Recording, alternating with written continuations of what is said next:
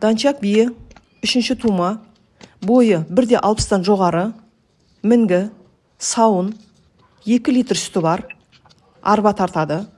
Қырғыздың Коны заводынан шыққан, келгеніне 1 күн болыпты. Құлыны еркек, аты Нұрғасқа. Құлынның әкесі 60 миллионға Тәжікстанға сатылған екен. Бие мықты данчак айғырға тоқтаған. Бағасы 2,5 миллион деп тұр, аздап саудасы бар. Таразда тұр. Байланыс телефоны 8747 843 5671. Қажет болса осы номерге хабарласыңыздар. Арнаға тіркеліп лайк басуды ұмытпаңыздар. Өздеріңіздің 4 түлік малдарыңызды сатуға жарнама салғыларыңыз келсе, мына телефонға хабарласыңыздар.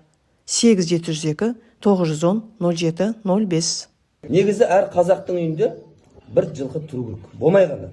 Неге десе бабаларымыз айтады, жылқы тұрған үйге, жылқы кісінеген үйде дейді, жын жоламайды дейді. Сосын аттың басынан ұруға болмайды екен. Оның берекесі бағы басында болады екен. Ат ұстағаннан кейін оған су бересіз ба, шөп бересіз ба, арқандайсыз ба, жем бересіз ба, бәріне сауап екен. Пайғамбар сөзсізден қиямет қайымға дейін ат ұстаған, ат ұстаудың дұрыс екенін айтып кеткен. Қиямет қайымға дейін етан жерде тұрсаңызда, қайыр осыда бір жерге алып, сонда анау үйде ат болғаннан кейін бала мінеді ғой.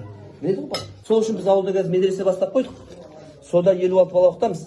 Бірақ аптасына 1 күн міндетті түрде айғырға мінетін болады біздің балалар. Ал бізге астамыз. Міндетті түрде мінгіземіз. Өйткені айғырға мінетін адам көп, бірақ доданың ішіне кіретін адам аз да.